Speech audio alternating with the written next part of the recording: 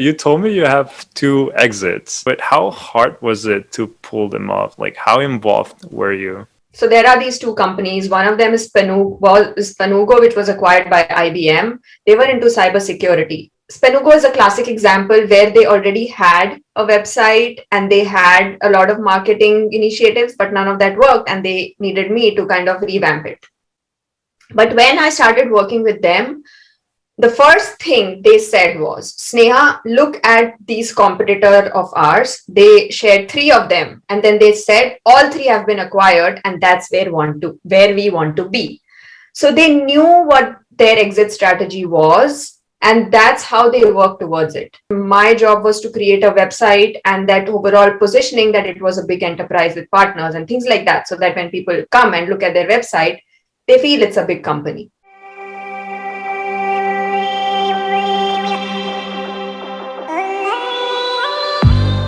Welcome to Wifimilk.com, the podcast, a place where young entrepreneurs get inspired by people like you who don't just talk but take action.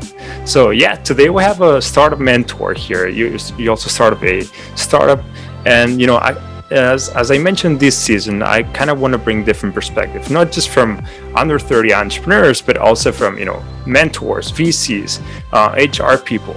And I thought you would be a really cool addition to this. So why don't you go ahead and explain a bit about your background and what you've done so far. Thanks a lot first for inviting me. I'm super excited to be a part of your podcast and would just love to help other startups out there. On that note, I'm Sneha Lundia. I'm the founder and CEO of Step to Growth. We work with early stage startups to help them build a strong marketing foundation. I've recently been honored as Women of Influence Silicon Valley by Silicon Valley Business Journal. And as far as my background goes, I was a software engineer. I started my career working with Cisco systems and then moved on to becoming a business analyst. And then a marketing strategist, and finally today a marketing entrepreneur, mentoring early stage startups, being part of great accelerators like Founder Institute, also VC firms like Loyal VC. And I love helping startups, especially when they're at an early stage.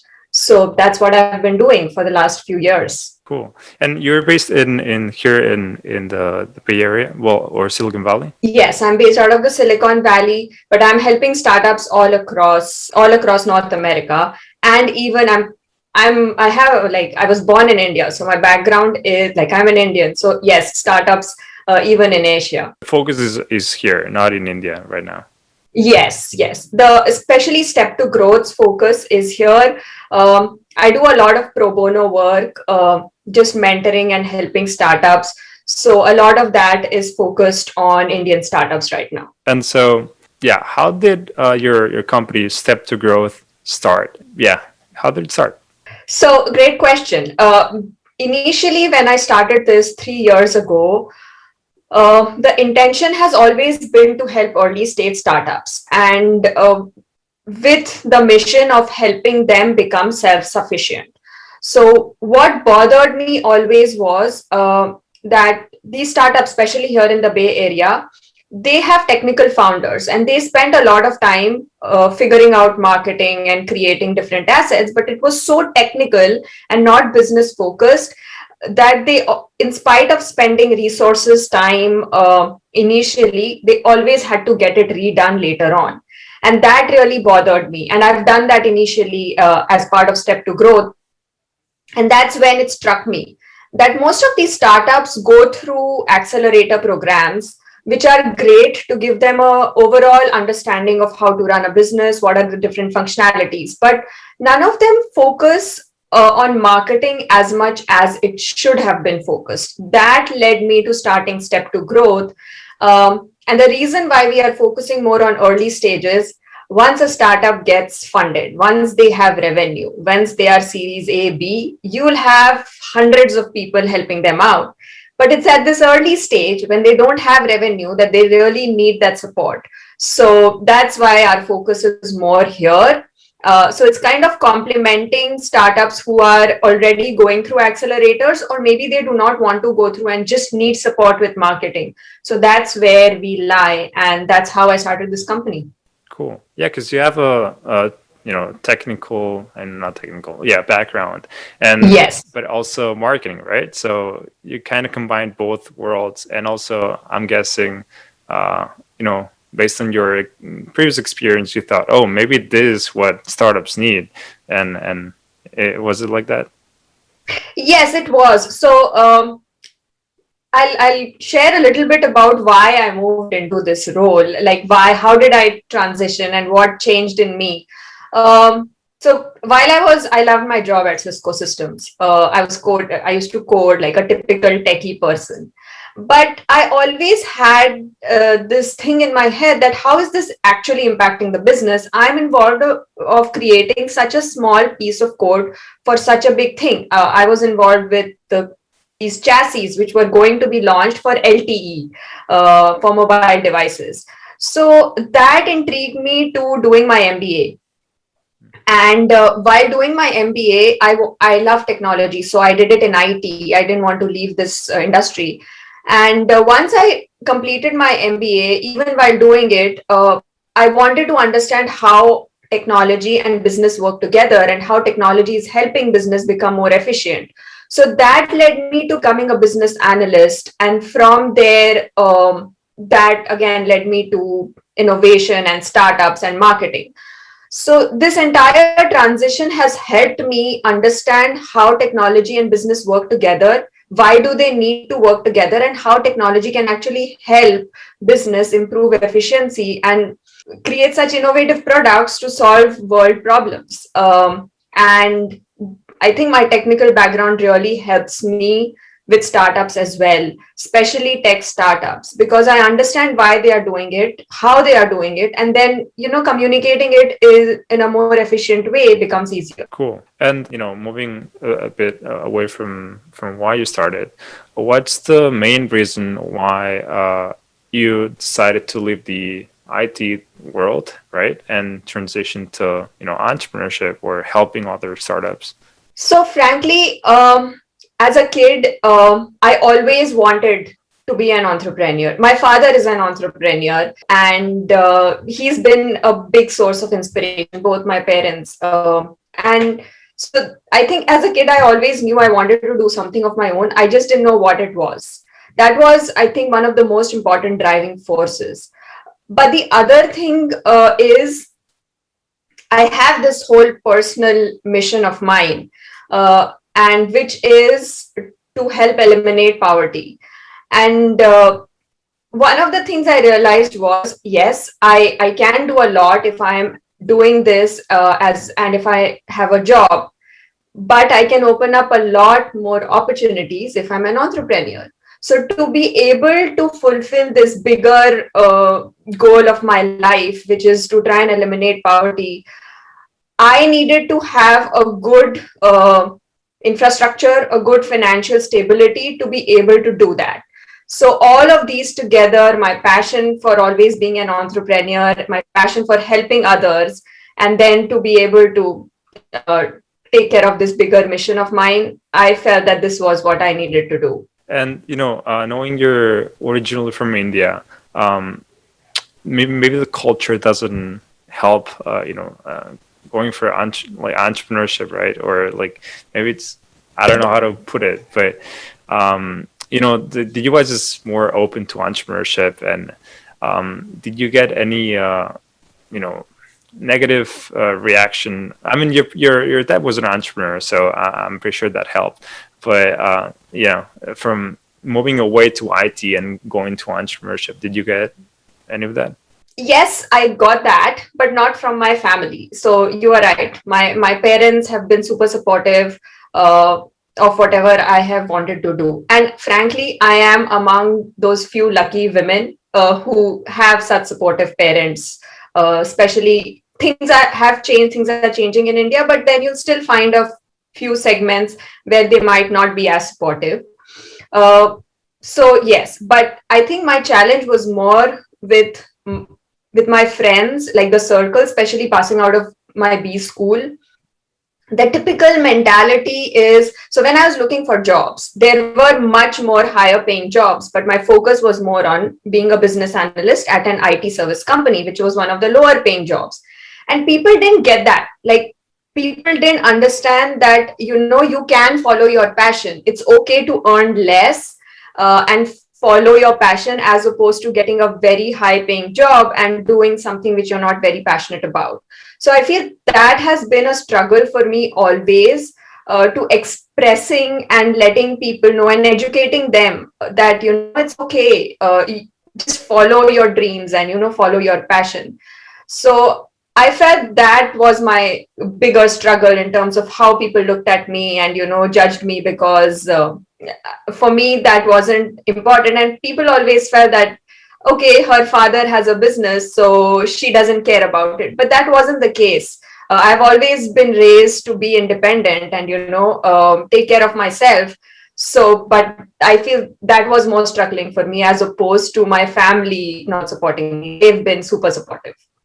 And also knowing you're a startup mentor now, do you see any of that in entrepreneurs you've mentored? So frankly, because I've been mentoring a lot of startups based out of US, and like you said, it's an open culture here. So I don't think that support is an issue. But yes, I have met a couple of entrepreneurs where maybe their family is not as supportive because of previous failures. And that can be disheartening at times. So having a mentor, who supports you, who cheers you all the time, really helps young entrepreneurs. And not just young entrepreneurs. I have mentored a couple of startups where the founders were in their mid 50s. And, being able to start a company at that stage takes a lot of effort and boldness. And then not having your family. I specifically remember this one woman where she was discussing her startup idea, and in her mid 50s, and she's very passionate. It was an app for health, for keeping you motivated to continue to do exercises, focused again on her age group, because she was going through it, feeling it. And when she spoke to me, she got so emotional because she was not having that support from her family because of a previous couple of failures.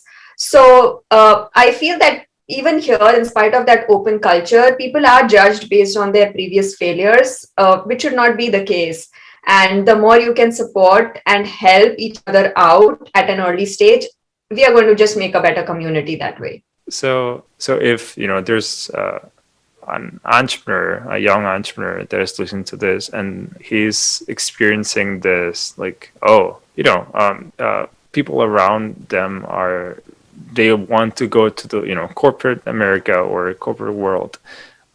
What would you say is the best way to solve that? And yeah. So a couple of things there. I totally believe in following your passion, but I also believe in being practical and not stupid. I do take risks, but I take calculated risks, and I always advise that to everyone, startups, even students who come to me for mentorship or advice. And what I mean by taking calculated risk is, okay, you might be very passionate about an idea and you might want to start your own startup, but make sure there is a need for it, because you don't want to let go of one opportunity at the cost of other and then not be able to do it, and you really beat yourself up. So I would really advise all young entrepreneurs that follow your passion, but be practical about it. Not all ideas will be $1 billion idea. So you have to, like, I know my company is not going to be $1 billion company. The first one, this step to growth, maybe the next one is. So I know that, I'm practical about it, and that's how I run my business. So you have to know these things, and that's where advisors and mentors come into picture. Or the other thing is, you want to surround yourself with people who support you, yes, but you also want to surround yourself with people who tell you the truth. So maybe you need people who will tell you that this idea is not going to work out. Pivot it. think about it in a different way, because if you just have cheerleaders around you, again, that might not be the best thing for you. Exactly. I always say, but people say it's not true, and I get it as well. But I ask people to give me negative feedback because I don't want people tell me everything's okay, because it's not. And even if it is, I want to see what can go wrong. Yeah, so that would be it as well. And why help others? Why mentoring and not make a step to growth $1 billion company? I think the prime reason is my upbringing. It's this entire thing in me. That entire credit goes to my parents. They've taught me to help others. So they've taught me this whole thing where don't focus on material things. It'll follow.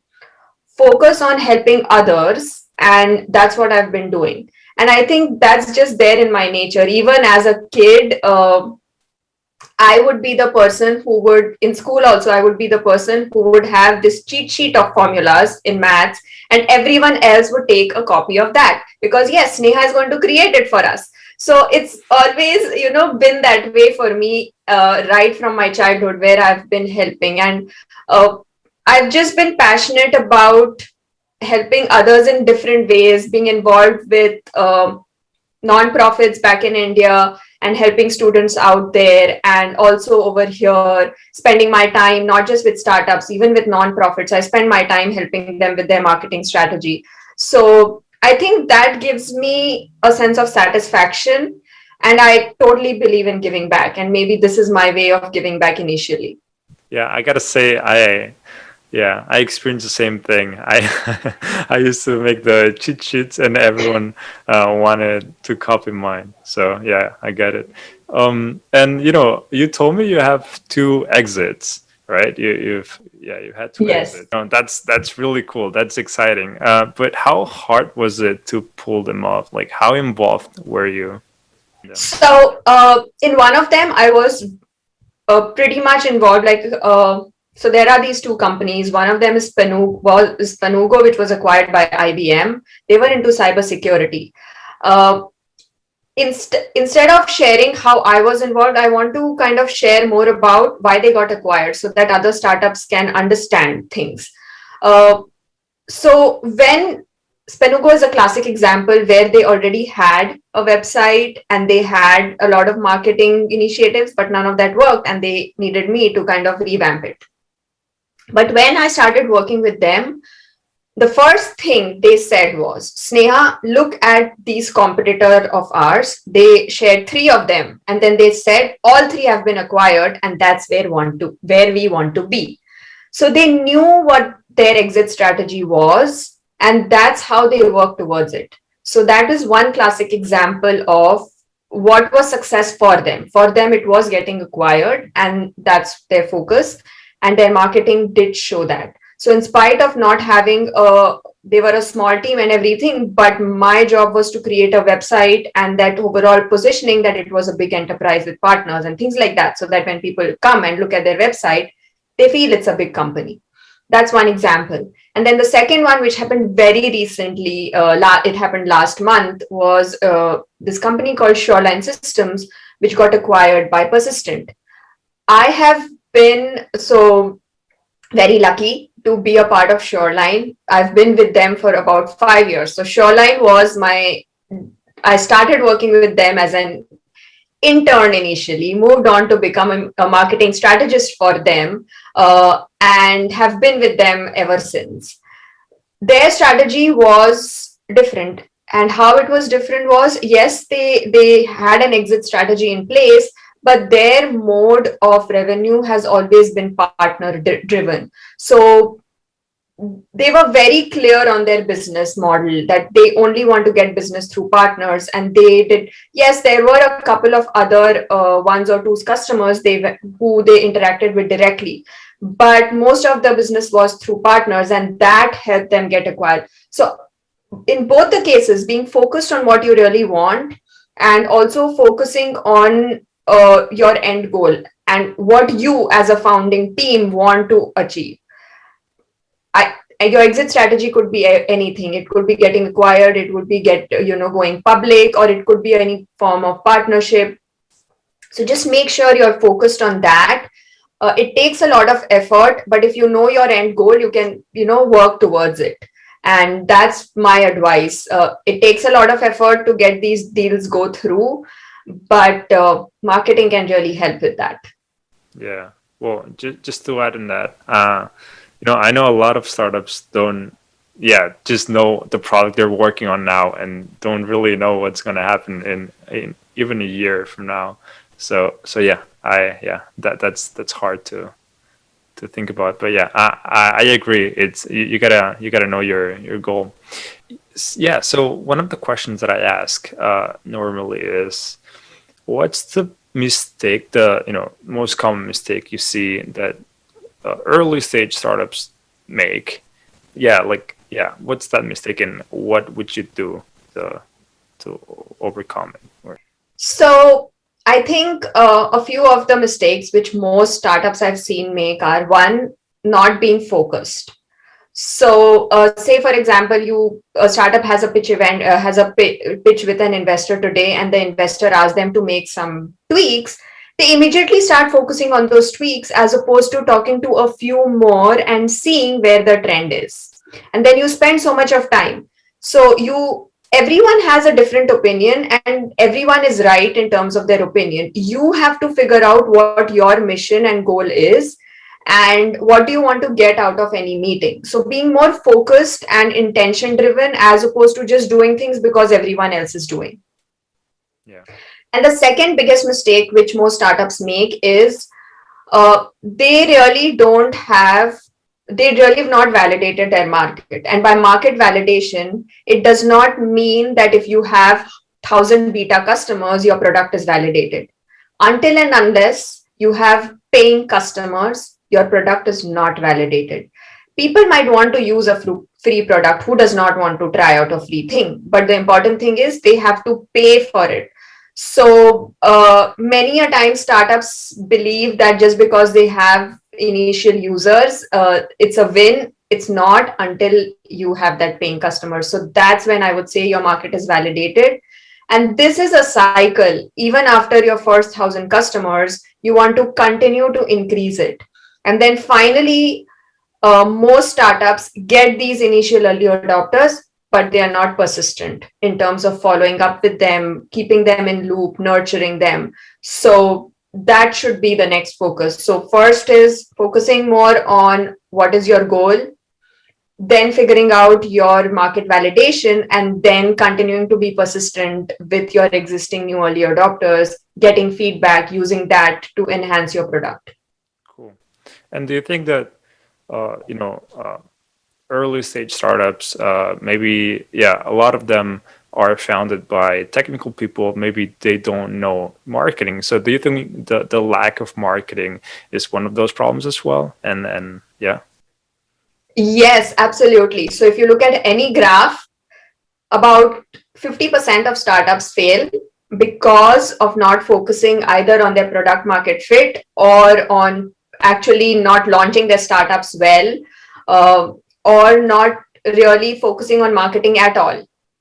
So 50% is a lot, right? And we know this, that 9 out of 10 startups fail. So your chances of actually being a successful startup reduces to a lot. So you're right about people being technical founders and not having that background. Marketing, for some reason, tends to fall on the back burner, and people actually are very confused, I feel. People feel that marketing is about promotion, but promotion is the last thing in marketing. It's more about figuring out what you want to, how, and what do you want to communicate about your product or service. That is the first step. And until you nail that, you aren't going to get any investors, neither are you going to get any customers. So that is the basis of marketing, as opposed to promotion, which is like advertisements and things like that. That falls way, way, way back. going back to the beginning of this conversation a bit, have you noticed if any of the startups you've mentored or any that have had age related issues? So for example, if they're founded by let's say under 30 founders, um, they've not been taken seriously or anything like that? So a couple of things there. I feel that age is just a number. That's in my head, but it also depends on how you are presenting yourself.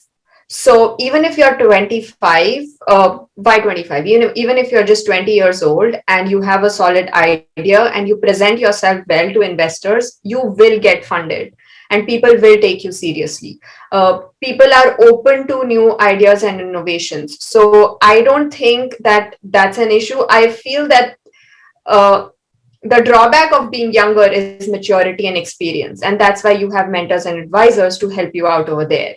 So it's all about presenting yourself. Yes, if you go to a meeting in a hoodie and a cap, you will not be taken seriously. So make sure that you're presenting yourself well.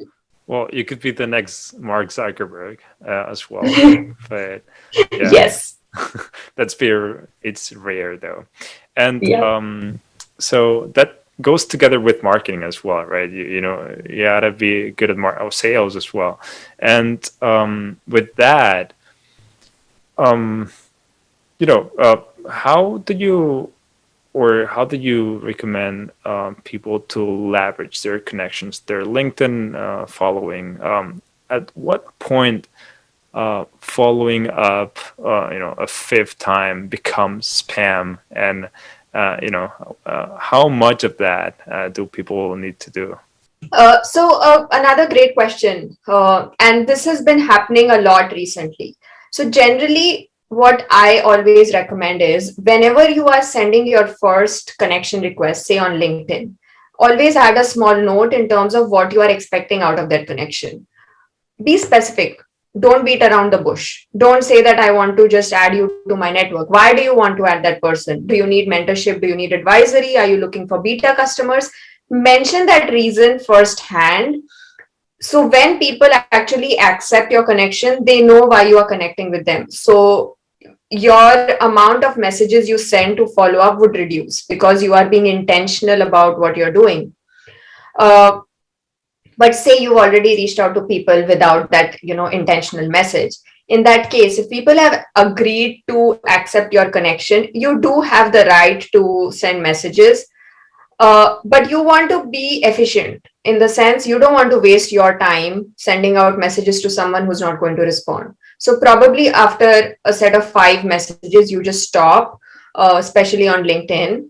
With emails, it's different. If after 5 they've not unsubscribed to you, then you can put them in your newsletter and send them like once a month newsletter because they might still be interested in listening to you and they have that option of unsubscribe.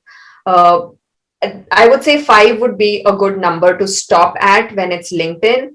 But if you send the first message being more intentional, your effort is going to be better. One thing which is a myth is the more the better. That's not the case. Like if you have more connections, it's not going to help you. But if you have that one connection who can get you connected to 100 people, that will help you. So being more intentional would really help with all of this.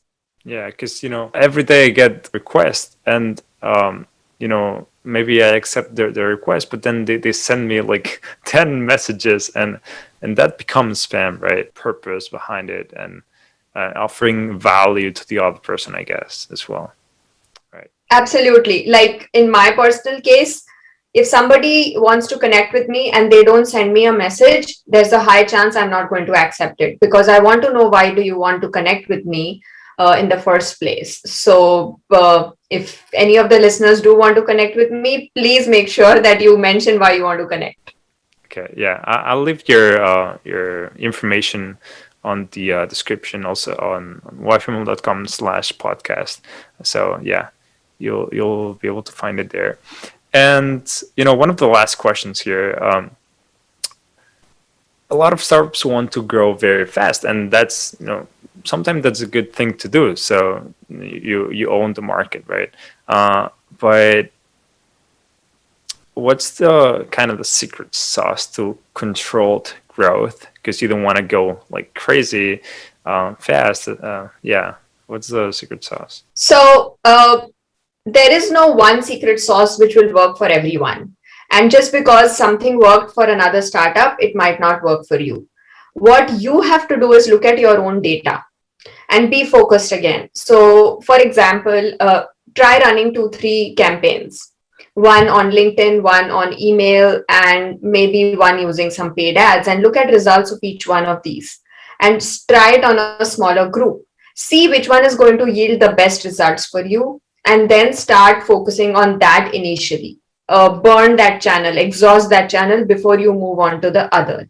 Why I say this is because as at an early stage you do not have those resources to go after everything, and you don't want to exhaust it by not being focused and just trying to do everything at the same time.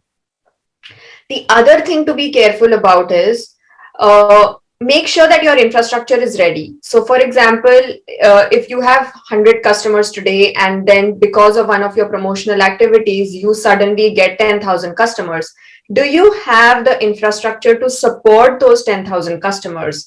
Because otherwise, all of your effort is going to be wasted. So it's not just about getting those growth customers, but also about being able to sustain and maintain them. So having the right support team, having the right infrastructure to capture these leads and nurture them and things like that. Uh, Look at your own data, and that will be your secret sauce as opposed to looking at the market and figuring it out.